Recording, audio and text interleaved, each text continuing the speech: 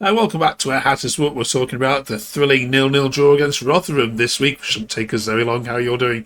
Welcome back. We got Mark and Lewis back with us. Yes, lots of debate this week, mainly about strikers. Souls Known says on the BBC website, Luton need new strikers. I've no idea why Wilshere is sticking with Wells, and to rub salt in the wound, Yates. The pair offer absolutely nothing in attack, and the fact that Luton kept playing the ball sideways and backwards tells you the full story. What do you think? How do we beat a team that's going to come and play the low block and put 11 players behind the ball? What is the solution? Hopefully Mark and Lewis have got one. We'll get their opinions on that in a second. And we're looking at some of the interesting stats from that game. There's one in particular we want to pull out. Plus we're talking about the Yates' wine bar has reopened. Fans are just not happy with the guy. Is criticism of him a little bit unfair? We're looking at the bottom of the league. Who's the worst teams you've played so far this season? And on top of all of that, we're finishing off with the A to Z of Luton Town, who is F4. Now, there's a little bit of a game this week. We've asked AI to come up with the most obscure Luton Town player who begins with the letter F. So at the end of the video, let's see if you can give us the answer to this.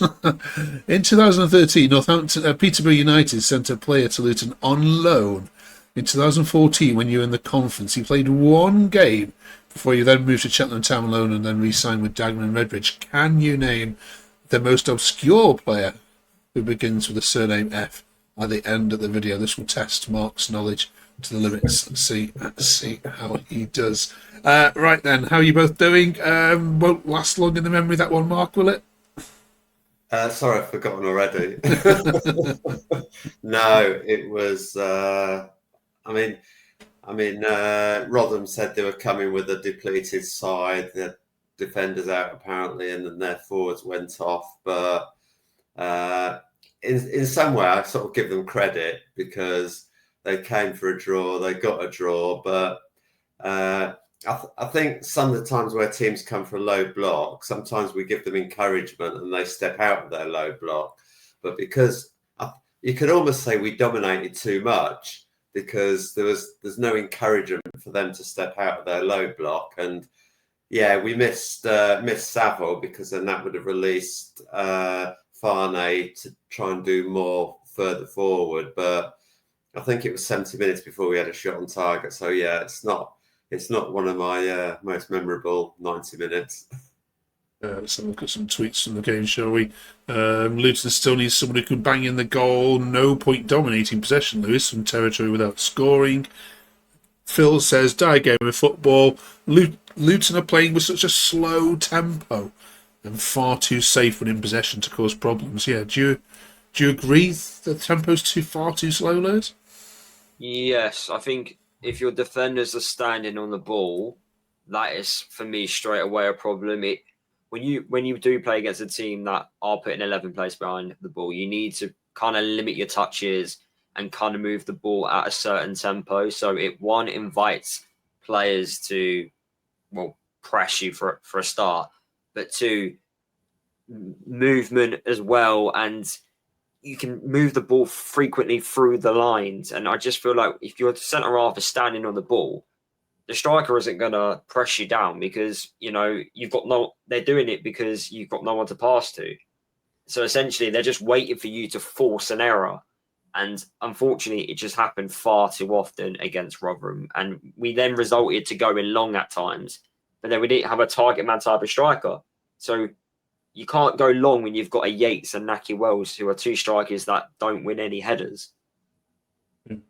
Not the first team to come to your ground, Mark, and do this. Then is this the blueprint what we're going to see now? Do you think going forward? And how do you resolve it?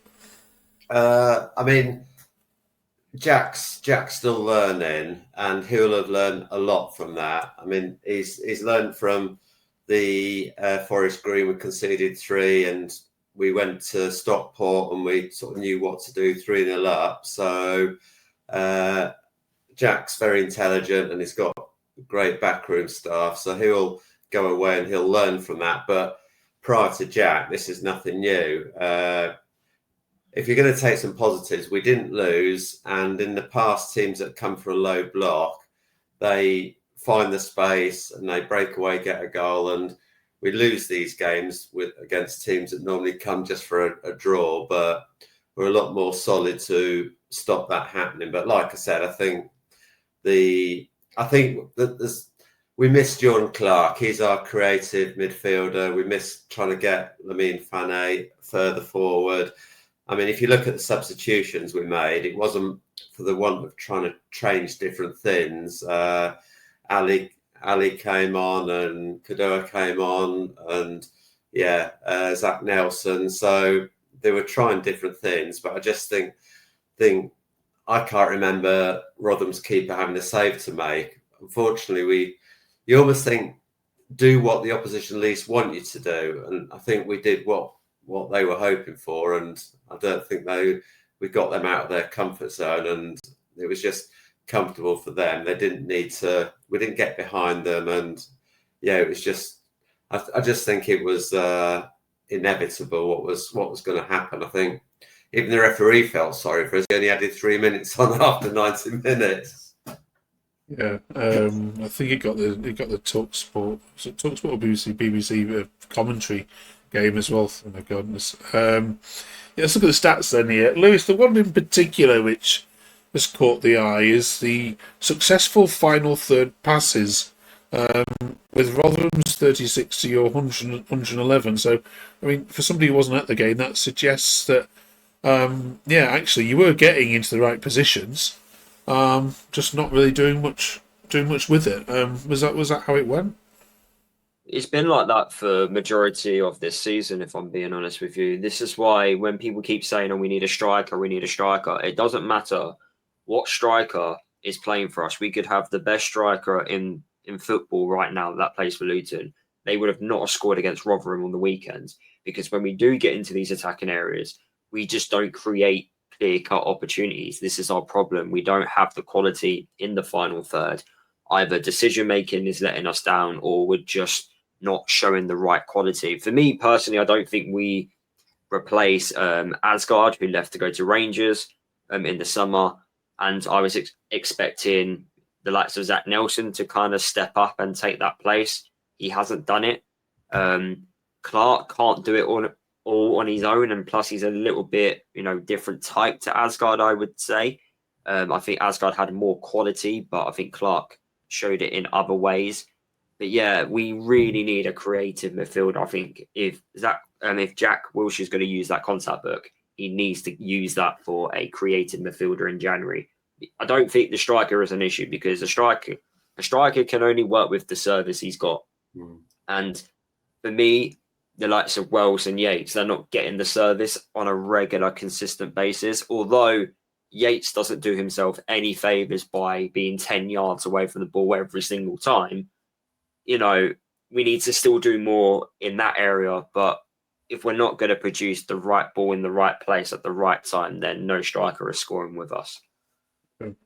That leads us nicely on then to the other topic, mark of debate, which is Yates himself. I mean, there's a number of tweets I could have pulled out from social media here, which weren't particularly very nice. So I haven't used them because there's still a players' welfare here. But do you sense the crowd turning? I mean, there were there's a little rumblings before. Do you feel there's a shift now where the majority of fans have had to give up on Yates? I think with every club, there's always a scapegoat. Like if we don't create chances and we don't score against Rotherham, there's I think fans are looking for someone to blame. I agree everything Lewis said. The serve. I mean, for me, it's if you looked at a stat, and Lewis would probably know this, how many goals we score in the 6-yard box and how many chances, it's virtually zero or not very many, and that's the problem. That's where the strikers earn the money, and that's what we pay the money for. And Yates didn't come cheap. But I'm sort of waiting, because obviously he come with a reputation. He did well in the Championship with Derby and Blackpool, and I'm sort of waiting for that wow moment where he just sort of shows us what we've bought. And I think Brown being fit will help because I think he'll offer more options. But if you look at our forward line, we've got Nordas, we've got Yates, Wells. And you just sort of, and the goals are being spread out the team, but where the strikers that are going to get 10 to 15 goals, I'm struggling to see Yates get that. But should we judge him before he's without had the service? And he's not playing every week, so it seems that Wells is Jack's sort of go-to man with the formation and the way that he wants to play. So the other thing, he's not playing regularly. So yeah, I think I haven't been impressed, if I'm being honest. But then it's I'd like to give everyone a chance and just hope that what we've paid the money for and a proven goal scorer in this league, it will turn around if we get that creative midfield sorted out that Lewis was talking about. I don't know how much either of you pay attention to the academy or the reserves, but are there any other options he's got up front at the moment? I mean, he gave Yates 90 minutes, didn't he, on Saturday, and that's what fans were saying. I can't believe he got the full game. Are there any prospects coming through that any of you are aware of? Well, he's got two strikers that didn't even get into the matchday squad in Nordas and Bode. And if I was one of those two, I'd be knocking on Jack Wilshere's door, asking questions and going, "Why am I not in the matchday squad?" Because we could have done with a Bode type of striker, and we could have done with Nordas, if I'm being honest with you, despite the negative comments he gets. At least I know what he's trying to do, Nordas. With Yates, I cannot see what he's trying to do. I don't mind. Okay, I understand he doesn't get the service, but you still do something. You still try and get into the game. Like with Naki, Yates is the only striker actually so far I've seen this season that I don't know what he's trying. I can't figure it out. He's one of the most frustrating players I think I've witnessed watching Luton because he doesn't do anything. He can't win the ball in the air. When he does link it up, it's not really doing anything with it. Hardly makes the runs for me. Doesn't really make the defender busy. Like, what are you doing? What are you offering? It's like playing with 10 players at times. So he's got to do better in that aspect for me. Like, you can blame service all you want, but you need to still do something with the defender. So we've got about 8 strikers at this football club. We don't need another striker. We need to figure out how to create chances, but it's picking the right strikers in the right games. And I just don't think Yates and Naki Wells were the two right strikers against the Rotherham backline, who, by the way, only had one fit centre half, and they played a back three. So having someone like a target man striker in Nordos would have been absolutely perfect because they wouldn't have known how to deal with a more physical type of striker. The same with Bode as well, who wasn't in the matchday squad.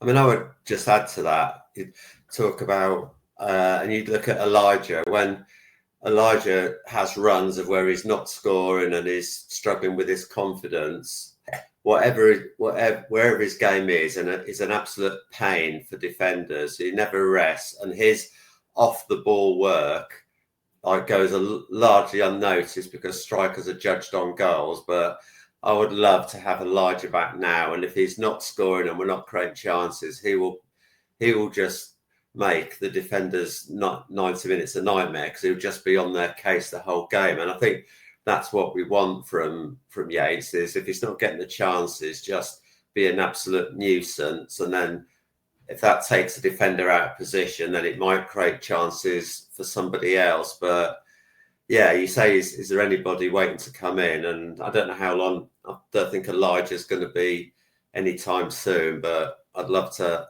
have him back. It's a 3-game week then for Luton this week, taking on the best of Yorkshire and Lancashire in seven days. Up to Barnsley we go then. Lewis, they're having a decent season. Is this a game you take a point right now, or given your performance at Stockport, are you thinking you can be more ambitious? Well, the next 3 games, I can see us getting points because we're going to be playing against teams that are going to try and win the game themselves. They're going to actually go for it, which actually benefits us in a way because then we can exploit the space. It's always against the teams that just put 11 players behind the ball. There's 2 things that we haven't been able to answer this year. And to be fair, we haven't been able to answer for quite a long time. And that is beating a team that put 11 players behind the ball. And then the second thing is coming back from a losing position. Those are the two things which we need to kind of sort out. And I'd rather we sort it out sooner rather than later, because you don't want to get to the end of the season, to the business end of the season where results kind of mean a lot more when you haven't been able to unlock how to beat a team from a losing position. And I think that also helps the players mentally and helps with their confidence that they can come back from a losing position. Because I think every time we've won so far this year, we've kept a clean sheet. I know that's amazing in itself, but you're not always going to win games like that. But against the likes of Barnsley, Huddersfield, Bolton, they are going to attack. They are going to try and score goals, which will benefit us. So I can actually see us doing a lot better than what people may think going into these 3 games. Before we move on, just a massive thank you to everyone who's commented. We're going a really great community here, and you might have noticed, but we've run one of these for every single team across the championship, and those that were relegated last year, and we are smashing Watford out of the water in terms of subscribers. Look at that, almost double the amount. So we're close to 500. If you've not come across the channel before, be mean the world to subbers to headers get to 500 in less than just over a year. That'd be absolutely amazing. A special thank you to anyone who watches internationally as well. I know Mark has met up with some people from France and from Cyprus this weekend as well, so a big shout out if you're watching abroad. Stay tuned as well. You'll find out why Lewis's dad is particularly angry with Mark this week as well, so stay tuned for that in a second. Just a quick word on, I'm sorry to ask you this, but all the talk in the Championship at the moment is about a certain Mr. Edwards and his decision to leave Borough. Can I just get your quick thoughts on that, Lewis? Absolutely baffling, honestly. It's not. He ain't gonna last the season because Wolves are gonna sack him. They are relegated. Like, there is no way they are staying up. It's going to be an absolute miracle if they stay up in the Premier League after the start they've had. Meaning, Edwards will most likely get sacked because he won't achieve the first objective, which would be to keep them up. I'd be shocked if they actually keep him and let him manage for next season. But what he's done is he's damaged his reputation. What football club owner is going to want to appoint him now? Like, so say, for example, he gets sacked by Wolves in the next 2 months or 4 or 5 months, whenever it's eventually going to happen. Who's going to want to appoint him when he's showed disloyalty the way he has done? I know clubs and football disloyalty, loyalty in itself does not really exist. I completely get that. But how can you leave 4 months within a project? You're most likely going to get a playoff place as well at Borough. They are a big club. And you've just damaged everything. To be fair, he was lucky to be given the Middlesbrough job on the back of, the damage he done at Luton. We were playing in League One largely because of him. He got himself the Borough job, and now he's managing the Premier League. I find it mad. I find it completely mad. Mark, have you got any kind words to say? If you look at it, there are no footballing reasons to leave Middlesbrough for Wolves. It's all about it. At some point in his career, his dream would have been to manage Wolves. He played for them, he coached there, the family lived there. But I think where a lot of the criticism is sort of what he's been saying when he was at Middlesbrough, like, we're all in this, we're one family, we all need to stick together. But I think the Wolves job was one that he was never gonna turn down. But yeah, I mean, and he has rebuilt. He is rebuilding his career after, and Wolves probably see it that he's got a team up. They're probably, if they write off the Premier League, he's got a team, as in us, promoted out of the Championship, and yeah, I think he will stay there a while, even if they get relegated. But although it's not the full season, that's 3 relegations on his CV, which would be interesting to see. But I mean, there's a lot of opinion outside of Wolves and Middlesbrough. It seems like everyone's got an opinion on it, and we're not talking Pep or anyone like that.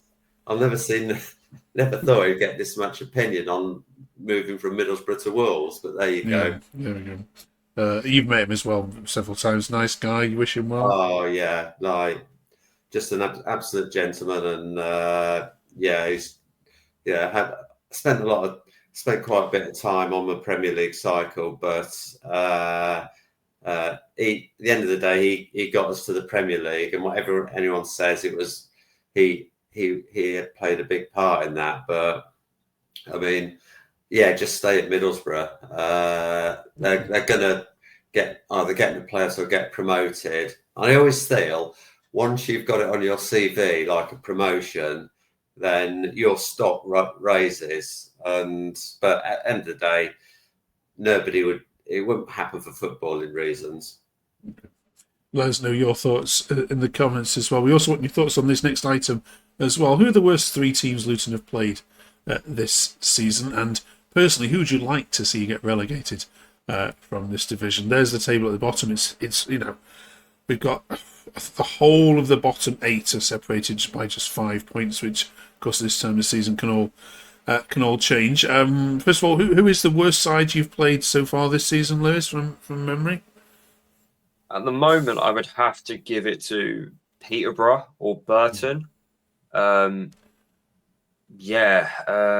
rest have kind of been like average, I would say. But yeah, Peterborough, it was our first away game of the season. They were dreadful. Like I was predicting them to get relegated, well, around the relegation zone before the season started, and that watching them on that day kind of proved my point even more. But obviously, recently beating Wimbledon, I think it was like 5-0 or whatever it was, a crazy result. And with their new manager, they might actually climb out of it. But yeah, at the moment, I would say Peterborough, they were the worst side I've seen so far this year. Mark, any thoughts? Yeah, I mean, if you look at Burton, how poor they were when we played them, and now they've gone to Cardiff and won. They've won 5, I think, out of 7, and it just proves how bonkers this league is. From the point of view that the team can be so poor. But yeah, Peterborough, another one that I actually think the games where we've been convincing, obviously Stockport are top, and that was our best performance. But our other best performances was it we were really good or they were poor, and that was the case in the Peterborough and the Burton games. Really, we've not really dominated anybody at home, such has been our home form. That they're the only 2 sides that I thought they might be in trouble this season. Okay.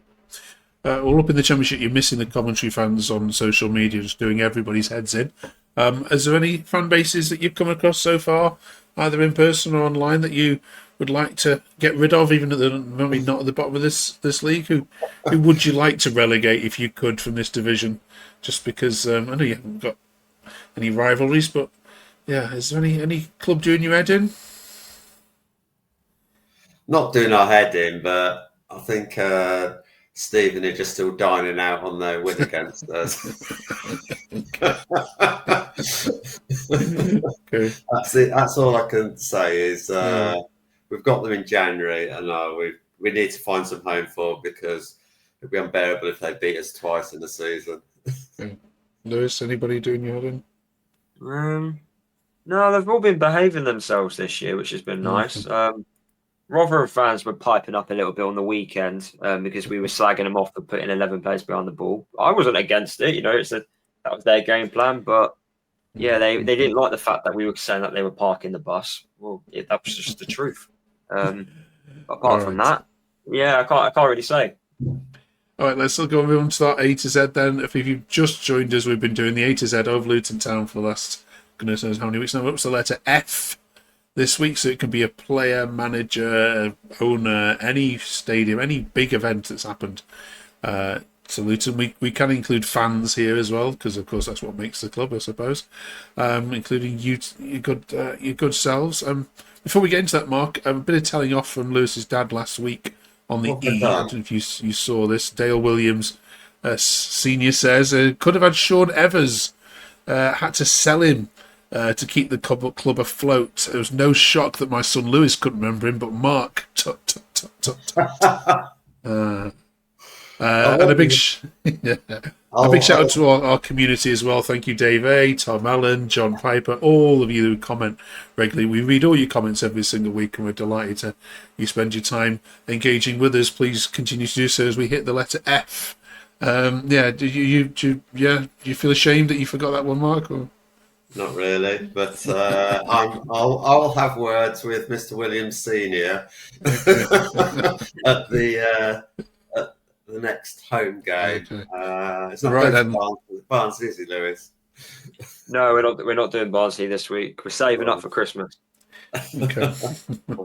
Right, let's do F then, Mark. What have you got, please? Oh, for me, Steve Foster, like leader, captain, lifted the trophy at Wembley when we beat Arsenal. He's top of my list, but then obviously Lewis won't remember.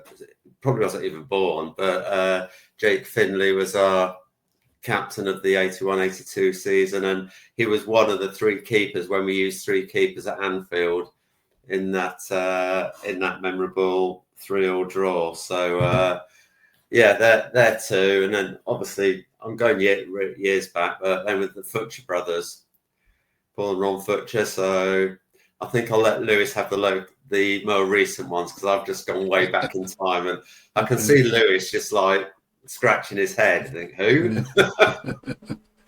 Yeah, Okay. I've already got like two in my head, and that's Foley, who I didn't even get to watch playing a Luton shirt, and now he's a coach, and he has a very important part in the academy setup in determining whether the academy players are ready for first team action. And then Fraser Franks, who was part of our non-league, title winning squad that got us back to the Football League. So they're the only two I can really think of. Okay. Do you think Lamine Fenny will get in this in maybe years to come? He's got a great charm. Okay. Yeah, great charm. Right. Brilliant. Right then, at the start of the video, we asked you which of the most obscure player beginning with F that Luton Town has played for. Played one game on loan in the conference season 2014. He's currently still playing at Maidenhead as well. Mark, this is stretching even your vast knowledge of Luton Town here. You're expecting me to remember someone that had one game on loan? Well, you know everything else. Come on. If anyone in the comments gets this, if you've got it, it's absolutely amazing. No? You should have sent me this before, then I could have looked really impressive after beating and doing my research. Right, okay, there we go. There he is. Kane Ferdinand. There you go. It's a name that... Of course. There you go. Thank you, AI. 1-0 to AI this week. All right. Right, thanks very much for joining us. Enjoy your trips to Barnsley. Those of you heading off, do drop us a like and a subscribe if you haven't yet done so already. We'll rejoin Kevin and the team next week as we look ahead, or look back at Barnsley and prepare ourselves for the visit, of course, Huddersfield and the big one, Bolton Wanderers, next Saturday as well. See you then for all of that. Thanks for watching. Bye.